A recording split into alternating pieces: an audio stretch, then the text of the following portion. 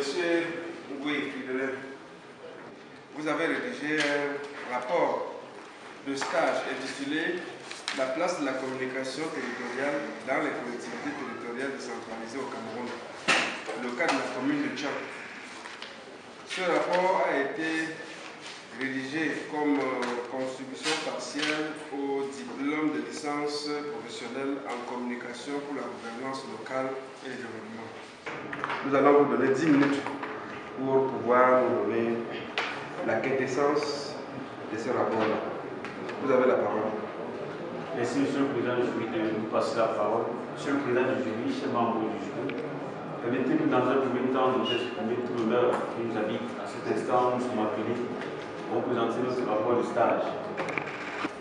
Les collectivités territoriales décentralisées sont des entités de droit public pour les définir, correspondant à des groupements urbains localisés sur une portion du territoire national auquel l'État a conféré la personnalité juridique et le pouvoir de s'administrer par des autorités élues. Parlant de la communication territoriale, elle se définit comme l'ensemble des messages émis par les institutions gouvernementales comme la ville pour se mettre en scène, se donner une image favorable auprès de leur propre société et de l'extérieur. Ça, c'est une définition que nous avons proposée Rosenberg dans un ouvrage qu'il a dans justifié. Ce qui a motivé le côté de justification de notre thème est le fait qu'à l'heure où la décentralisation est un sujet d'actualité au Cameroun, avec le débat sur le transfert total des compétences aux collectivités territoriales décentralisées, qui seront désormais appelées à penser de façon autonome leur développement, il sera de ce fait question de faire face aux nouveaux enjeux de la décentralisation qui entraînera à savoir la coopération, les partenariats internes et externes et les relations publiques entre autres. Les objectifs de notre étude, comme objectif global, nous avons le souci de soulever la problématique de la communication dans nos collectivités territoriales décentralisées. Comme objectif spécifique, il faut dire que dans un contexte où la coopération gagne du terrain et les hommes ont un goût poussé de l'ailleurs, il s'agit pour nous d'apporter des propositions aux collectivités territoriales décentralisées sur la construction du positionnement et de l'attractivité d'un territoire à travers la communication. Le problème donc que soulève notre thème est l'ignorance du rôle que peut jouer la communication dans le développement des CTD par la tutelle d'une part et les acteurs municipaux d'autre part. Comme hypothèse, nous avons 3 au total. La première est celle qui nous permet de comprendre que la communication dans les CTD est une préoccupation relative jusqu'ici. La deuxième nous fait savoir que les besoins de communication dans les CTD ne sont pas prioritaires. Et enfin, la communication territoriale peut favoriser ou alors favorise le marketing du territoire.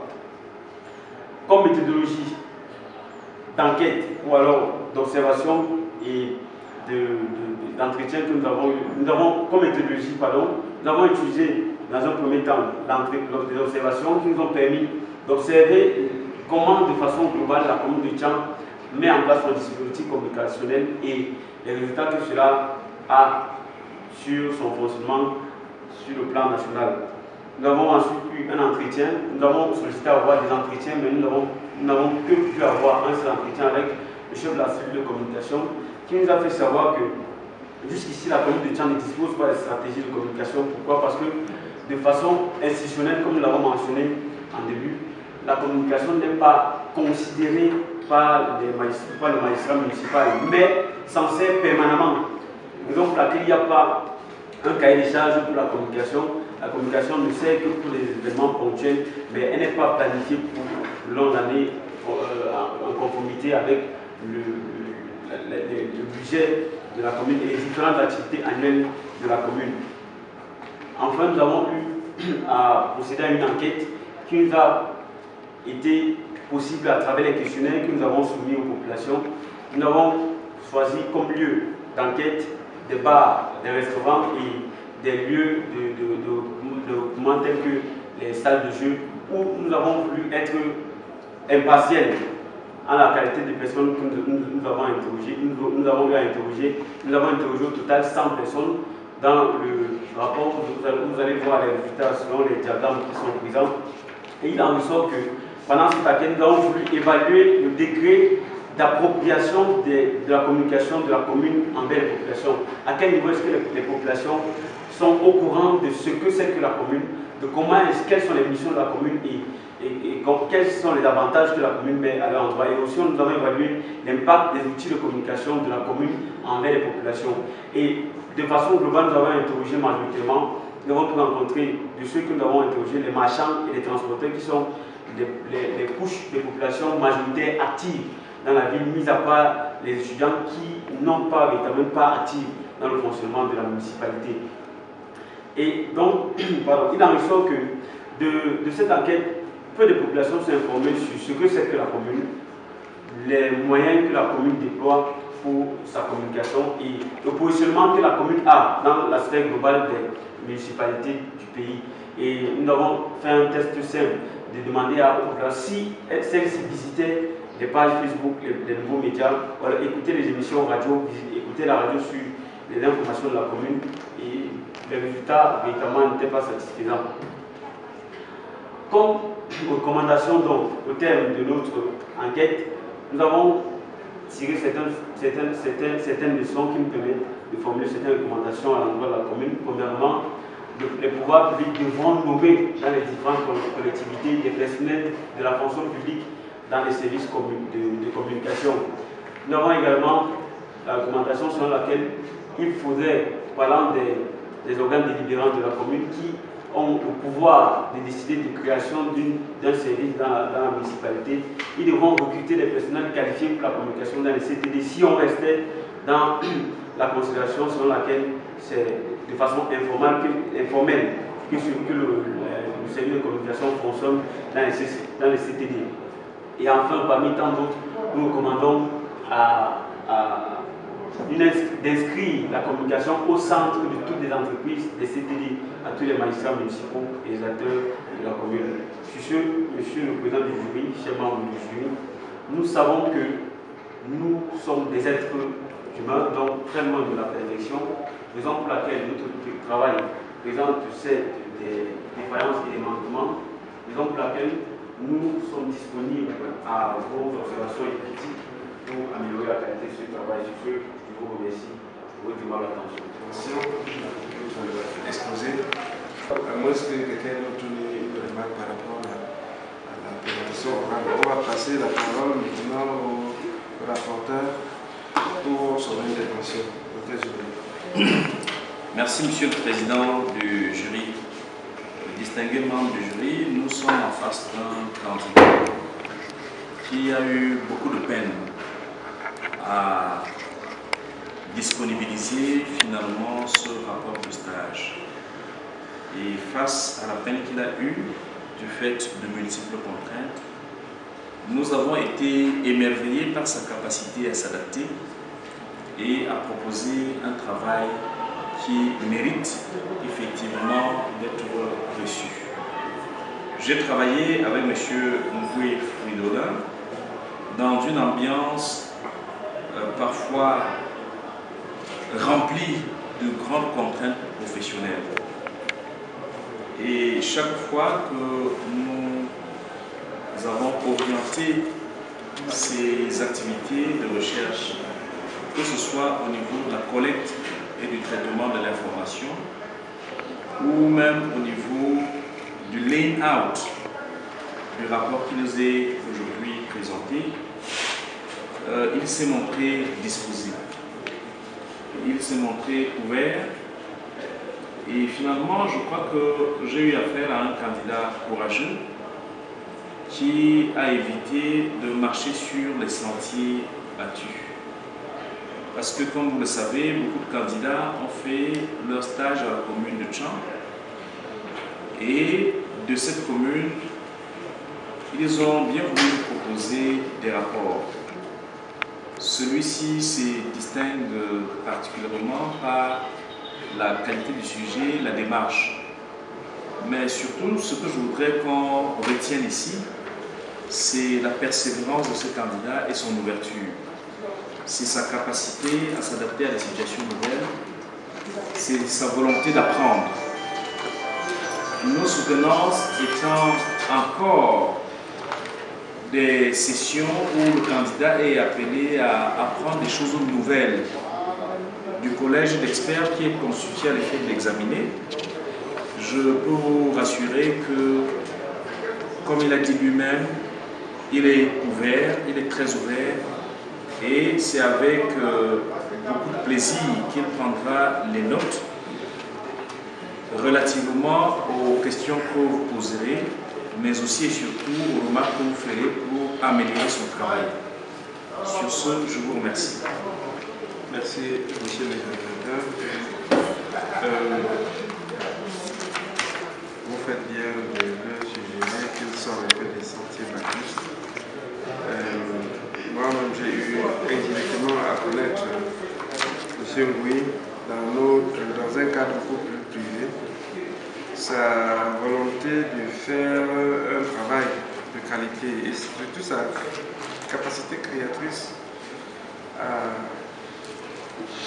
à aider, même à faire des choses. Or, moi, quand je vois m'a beaucoup marqué, quand je vois l'exploitation des historiogrammes, on va revenir là-dessus. On sent que c'est quelqu'un qui a collecté des données, c'est ces données qui donnent lieu à ces diagrammes assez parlants. Je vais d'abord donner la parole à monsieur l'examinateur et enfin revenir sur certains aspects sur lesquels on pourra échanger. Alors, ça m'amène maintenant à vous poser une question. Là, je vais directement au fond. Les activités, ils ont besoin de la communication, mais ils y accordent peu de considération. C'est de là que nous, on se dit qu'on peut apporter des propositions pour que... Je ne vous interromps pas. Votre structure, c'était la commune de Tchad. Il y a une cellule de communication là-bas. Alors, quand vous avez exploré les services de cette cellule, est-ce qu'il y a un problème? Le problème, c'est lequel? Comme je l'ai dit dans la méthodologie, à travers l'entretien qu'on a eu avec le chef de cellule de la communication, il nous a dit que déjà le service n'avait pas de budget à côté. Et très peu sont pris en. Très souvent, les besoins qu'ils formulent à l'endroit du magistrat municipal ne sont pas pris en compte. Donc, ils fonctionnent avec les moyens de bord. Pourtant, ils sont toujours en avant-plan lorsqu'il y a soit des initiatives de coopération ou des activités à mener au nom de la commune. Est-ce que le problème c'est de chercher les financements pour résoudre ce problème, ou bien vous voyez vous-même que le problème que vous identifiez n'a rien à voir avec la communication? Vous avez dit qu'il y a une absence de plan stratégique. J'attendais que vous dites qu'ils font de la communication, mais ce n'est pas une communication stratégique, c'est une communication, disons, pour un organisationnel. Les couvrir des événements, par exemple la sortie du maire. Sans boussole précise, à quoi qu'il doit avoir une boussole. Parce que je sais qu'il y a des émissions de Radio Yemba. J'entends souvent la voix de Carlos. Je crois 2 émissions où le maire souvent parle à ce moment-là. Ouais, et où le moment où on relève aussi les activités de la mairie. Est-ce que c'est une stratégie qui n'est pas une stratégie? C'est à l'avance que pendant le mois de mars, par exemple, la commune parlera de la gestion des déchets ou de l'assainissement. Mais ça arrive de façon inopinée à la commune de Tchango. Au service de communication, ils n'ont pas ça en agenda. Oui. Est-ce qu'il vous est arrivé de prendre du recul et d'imaginer que cette absence de stratégie peut également être une stratégie pour sa hiérarchie, qui ne souhaite pas qu'on juge peut-être des actions de la mairie ou qu'on voit là un certain nombre de choses. Peut-être qu'il faudra revoir à ce niveau, mais mieux formuler ce problème-là. Parce que les maires, connaissant souvent des intentions de certains, je ne parle pas forcément de celui-ci, ils n'ont pas trop envie de communiquer. D'ailleurs, parce qu'il n'y a pas l'objet de la communication. Parce que s'ils se mettent à communiquer, ils peuvent peut-être communiquer sur ses propres investissements qui viennent de la mairie ou peut-être de certaines choses. Du coup, on peut se retrouver. Alors, le lieu où vous avez mené les enquêtes là, vous estimez que c'est fiable? Vous étiez au bar, c'est-à-dire les buvettes. Vous étiez dans les restaurants. Alors, ces cadres qui sont essentiellement, vous estimez que les informations que les gars qui y sont, vous livrent là, sont fiables. Vous avez jugé de leur lucidité, de leur état de sobriété, au moment où vous leur donniez. Parce que la soif peut faire que quelqu'un vous donne des informations erronées, ou peut-être l'excès, un verre de plus. Dans sa communication, il ne tient pas en compte la réception de la population. Par exemple, dans le questionnaire que vous avez en annexe, on a demandé si les populations connaissaient le magazine municipal ou alors écoutaient les émissions de radio. Beaucoup ignoraient qu'ils étaient dans le municipal et qu'il y avait des émissions de radio consacrées à la commune dans les différents chefs. Pourquoi? Parce que les heures étaient mal choisies. Et aussi, les contenus n'étaient pas fréquents, n'intéressaient pas trop la population, tout comme dans le magazine municipal. Pratiquement la quinzaine qui avait des informations contenant les scènes magazine municipal, le contenu n'était pas, ou s'il ne trouvait pas. Parce que c'est plus personnel ou personnalisé que social. Quand vous vous avez rapproché du chef de la cellule, il vous a dit au moins que la hiérarchie met à sa disposition, parce que pour qu'il communique, il faut bien qu'il ait l'onction et même l'autorisation de sa hiérarchie. Est-ce qu'il y a même des informations disponibles? Comme vous allez voir des professionnels en la matière, jusqu'ici, ceux qui étaient des acteurs majeurs de la communication de la commune de Thiam n'étaient pas des professionnels certifiés, c'était des professionnels qui se sont formés dans le tas en pratiquant, ils n'étaient pas certifiés, donc ignoraient certains paramètres standards de la communication territoriale. Raison pour laquelle c'était plus personnalisé que ouvert à la société. Vous leur avez fait maintenant quelle proposition? Justement, au Maïsien Moussouko, on leur avait demandé de recruter des personnes qualifiées. Il y a la tutelle des CTD. Et de revoir heureusement que celui qui était là se formait au moment que vous. Alors là maintenant, il faudra revoir aussi les stratégies de communication, c'est-à-dire quelle voie, comment pour atteindre les parents qui sont dans le bas fond là, tout ça. Il faut revoir tous les moyens. C'est ça? Et le maire, qu'est-ce que le maire vous a, au terme de votre stage, quelle a été vos conclusions avec le maire? Comme vous avez mentionné, c'était personnel. Justement, vous avez mentionné pendant ma présentation que dans les entretiens, nous avons sollicité 2 entretiens. Et vu le temps consacré à la rédaction et à l'agenda du maire, on n'a pas pu l'avoir. Donc, pour laquelle il y a eu le chef de communication qui nous a reçu et a dit qu'il parlait également avec le maire. C'est l'avocat. Oui, mais nous n'avons pas. Si le maire est au courant, il peut voir un reporter, oui, maintenant c'est pour la prochaine élection.